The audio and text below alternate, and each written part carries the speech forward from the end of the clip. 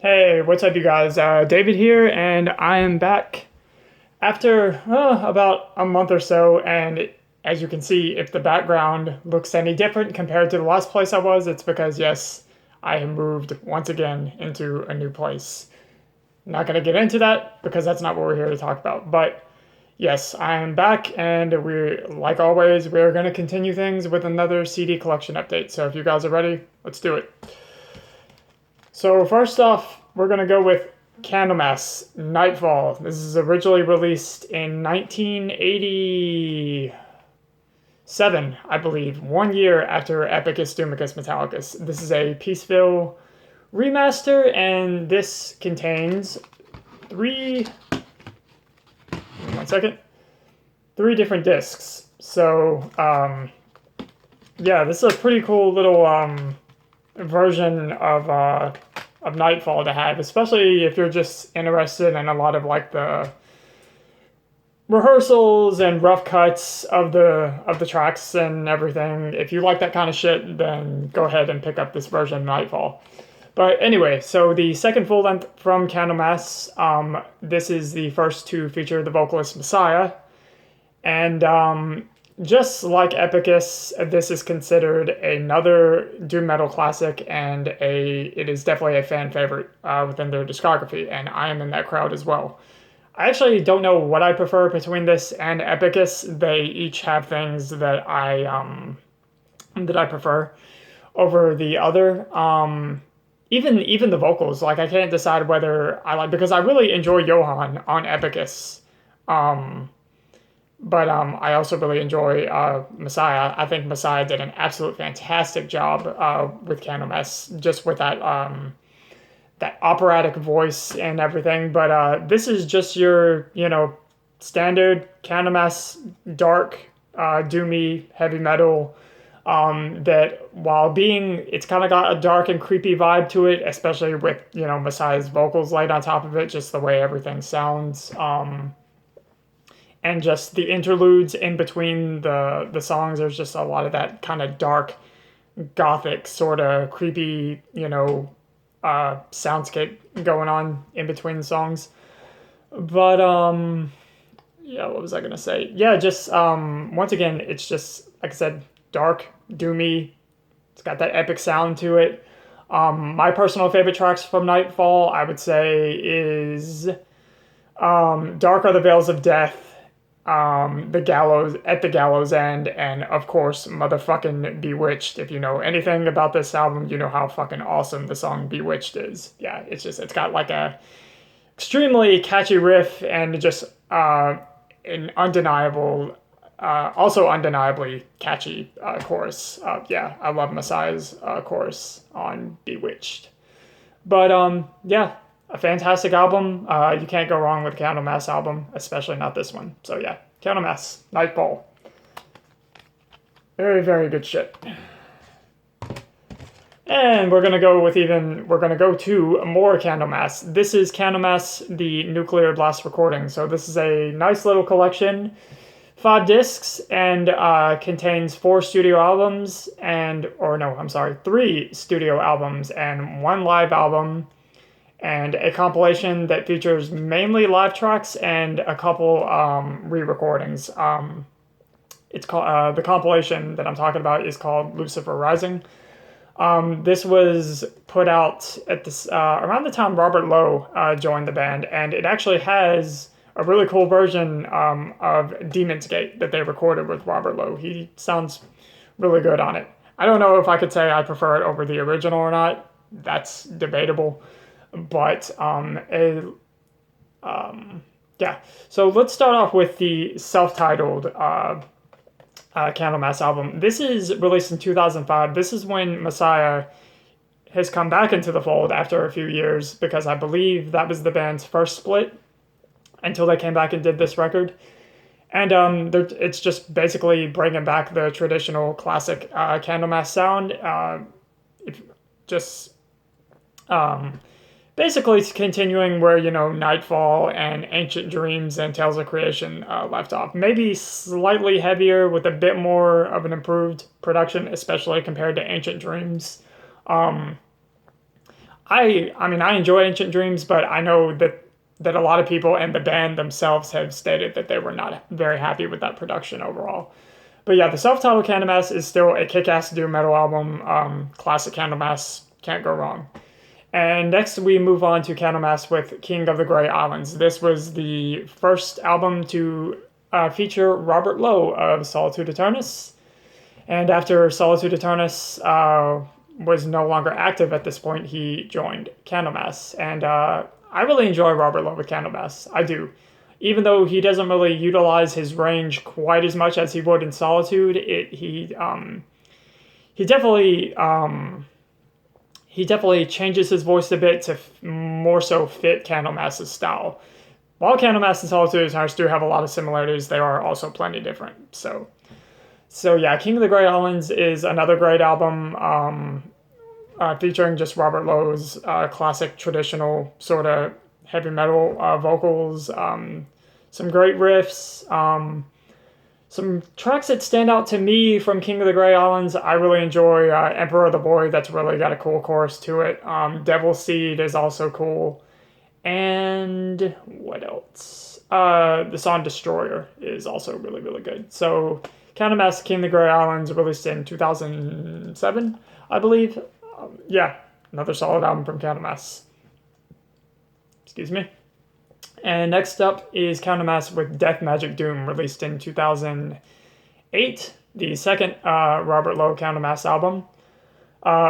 Probably my personal favorite of all the Robert Lowe Candlemass albums. My least favorite being Psalms for the Dead, which I do still enjoy, but compared to the other two, it's not quite as good. But yeah, Death Magic Doom, the production and overall mix I prefer much over King of the Grey Islands. King of the Grey Islands, as much as I enjoy it, it does sound a little overcompressed at times, which kind of, knocks it down a couple pegs for me personally. But yeah, Death Magic Doom, I much prefer the production and mix on this. Everything just sounds really beefed up from guitars, drums, bass, everything with Robert Lowe's awesome vocals laid on top. I'm sorry. God damn it. Excuse me. Okay. Where was I? Yeah. I'll just I'll leave it at that since I kind of lost my train of thought. Sorry about that. But my favorite tracks from Death Magic Doom, I would say If I Ever Die, which is probably the fastest Candlemass song that they ever did. So yeah, If I Ever Die, Hammer of Doom, and The Bleeding Baroness. Those are my three favorites from Death Magic Doom. And this album really just sounds like it could have been. It reminds me a lot of the Dio era Black Sabbath and the Heaven and Hell album, The Devil You Know, that came much later. It sounds like some of these tracks could have easily been on the Dio era Sabbath stuff. At least that's how it sounds to me. And last but not, and the last thing is the live album that I mentioned, Ashes to Ashes, released in 2010, which was also the last thing to feature Robert Lowe with Candlemass. So yeah, Candlemass, the Nuclear Blast recordings. Next up, we're going to go to Mortiferum with Disgorged from Psychotic Deaths. This is released from this year, released on Profound Lore Records. This is their debut album.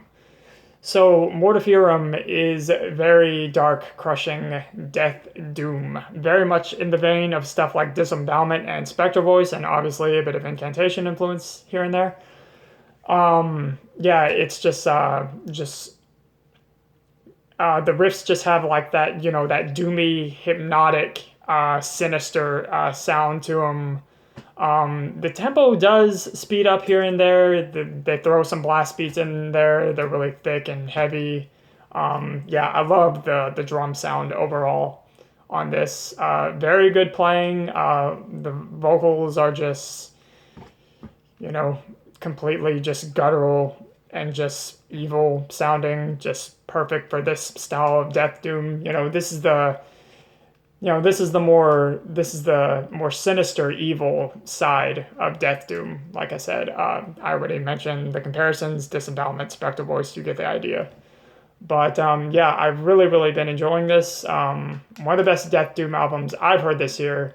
Of course, next to the magnificent Coffins album that came out this year, which I still cannot get enough of. But yeah, if you love that just more dark, evil, sinister side of Death Doom, definitely give Mortiferum a listen, especially if you enjoy Disembowelment and Spectral Voice. I highly, highly recommend. And some standout tracks on here for me are, I would say, Funeral Hallucinations and Inhuman Effigy. Those are probably my two favorites, but yeah.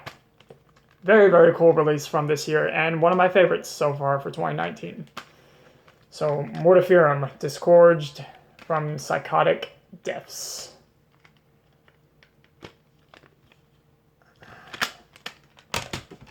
And next up, this is a split with Abyssal and Carcinoma. So, is that how you say it? Carcinoma. So, was kind of like the mini release that we got from Bissell to hold us over until the full length came out. Now, while I've already talked about the Abyssal album that came out this year, A Beacon in the Husk, definitely took some time to grow on. It definitely needed to grow on me, but I've really, really been enjoying it. Still nowhere near as good as the second album or Anti-Catastasis, in my opinion. But the material on this split, I would have much preferred if they went with the mix and production sound that they had on this, because it was fucking great on this split. It was coming after Anti-Catastasis, it was just their most destructive fucking material to date. Just heavy as fucking balls. The vocals were even more powerful sounding this time around on this split. And yeah. Obviously, if I listen to this, I listen to the Abyssal side the most. But the other side from Carcinoma is still pretty good and is also a pretty similar style to Abyssal. Just atmospheric, kind of blackened, death, dooms kind of stuff. It's also pretty good, but yeah, doesn't hold a candle to the Abyssal side, in my opinion. So, yeah. Check the split out if it went under your radar. It's only 4 songs, but I would say it is 4 songs well worth the listen. Especially, like I said, I really wish they would have went with the production and mix on this, because I like it way more than the new album. But yeah, check that out if you haven't. And next up, we're going to go to Savage Master with Myth, Magic, and Steel. This is their 3rd full length. This is released on Shadow Kingdom Records, the previous 2 releases being on High Roller. Savage Master, got to see them once, and very, very fun band to see live. They opened for Warbringer, Ex Mortis, and Enforcer. It was the only time I got to see these guys live, and yeah, a very solid band, and I'm very proud to say that this is quality traditional heavy metal from my hometown. Thank you very much, Louisville, Kentucky. And yeah, I was really looking forward to what this album was going to sound like, and Savage Master, this might be their best material to date. Their playing has gotten a lot better. Not that it was ever bad by any means, but it was never quite this good. The previous album with Whips and Chains, like the playing I thought on that was decent, and Stacey Savage, the vocalist, I thought her vocals were decent at best, but I definitely felt like she could have used some improvement. All of that changes on this album, Myth, Magic, and Steel. The playing has improved a lot, and so has Stacey's vocals. Stacey's vocals are much more powerful on this release. She really showcases her range a lot more. It's gotten a lot better, and it's just an improvement overall on everything, I would say, for this band. So congrats, guys. I think you have definitely put out your best material to date here. Like I said, not that I didn't enjoy the previous 2 albums, because I definitely did, but I feel like you've really hit your stride here and are really starting to become one of the deserves to be mentioned with the best of the new wave of traditional heavy metal bands that are out right now. Yeah, absolutely. This is a fantastic album. It's just full of hooks, great riffs, catchy and memorable songs, especially the choruses. Lots of really cool, just sing along kind of choruses, and just yeah, these songs will instantly get stuck in your head. Like I said, very very memorable. All the tracks on here. Yeah, I don't know what else to say. This is just high quality traditional heavy metal. If you like that stuff and you haven't checked that out this year, you are doing yourself a disservice. Do not skip out on Savage Masters, Myth, Magic, and Steel. Oh yeah, real quick, let me talk about some of the tracks that stood out to me. I really enjoyed Flyer in the Night, by far the catchiest song on here, like no contest. Warrior vs. Dragon is also really cool. It's kind of like a slower kind of song with some really like I'm losing train of thought again. Just go listen to it for yourself. But yeah, Flyer in the Night, The Owl, and Warrior vs. Dragon are my 3 favorite tracks from this album. So yeah, Savage Master, Myth, Magic, and Steel. Very, very good stuff.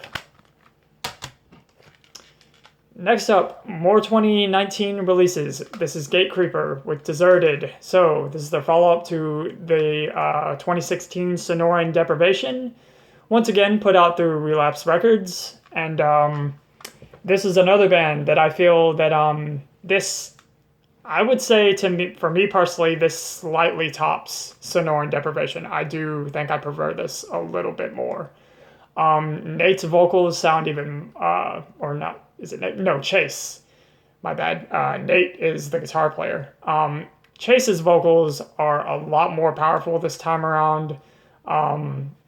They're still doing the Swedish death metal thing, but you know, it's got the Swedish death metal sound to it, but it doesn't sound like all the Swedish death metal. It doesn't really sound like your generic kind of Swedish death metal album. They're throwing in a lot more things to make it just more interesting and to just stand out from the pack, basically. Adding in a lot of hardcore sort of elements, especially with the way these riffs are being played. Some of them almost come off kind of like a breakdown, almost, you could say. Once again, kind of reminds me of the Outer Heaven album from last year, which I know these guys are very good friends with. So that's no surprise that they do definitely have some similarities. But yeah, if you enjoyed Sonoran Deprivation, I see no reason why you wouldn't enjoy this too. And I'm sure some of you probably even enjoy it more, like I do. So, yeah, I mean, it's Gatecreeper doing what Gatecreeper do best and continuing to do so. Yeah, simply said. Enough said. Let me tell you about some of the tracks that stood out to me on here. My favorite, for sure, is Sweltering Madness. Just as soon as it opens up with that stompy riff, it just will instantly get your fucking head to banging. It's awesome. Love it. From the Ashes is also really good, and I also really enjoy Everlasting. But the whole album is fucking great. Not a single bad track on here. Not a single song you'd want to skip or anything. Solid, crushing death metal from beginning to end. Gatecreeper, Deserted.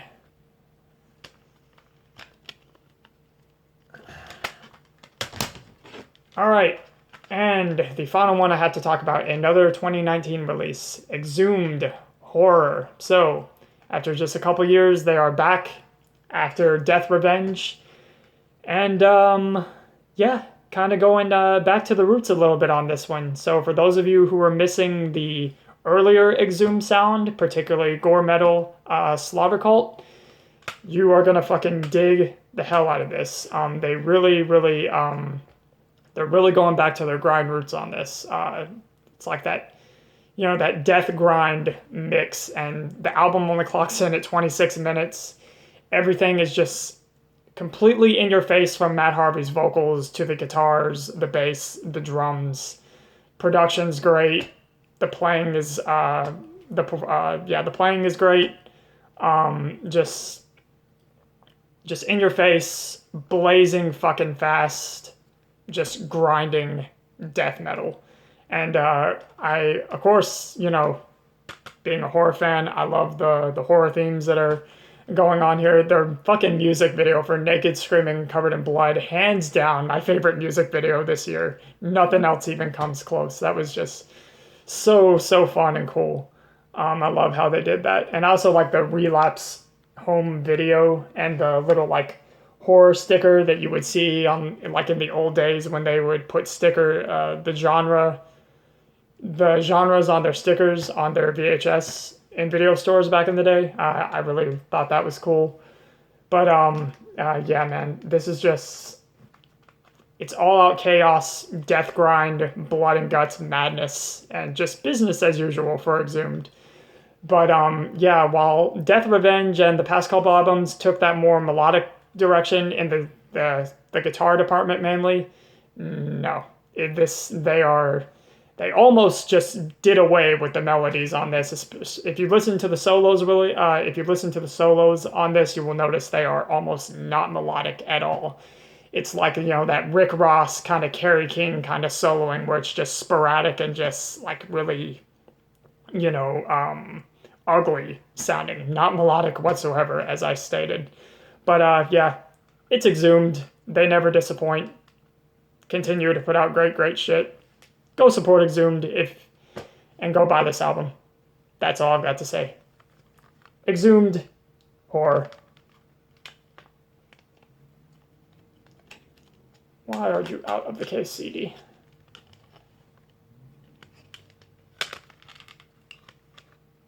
Yep.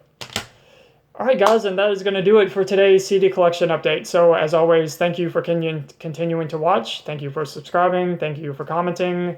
Any of that good shit, you know the drill. Always appreciated, and I will see you guys in the next video. Have a good one.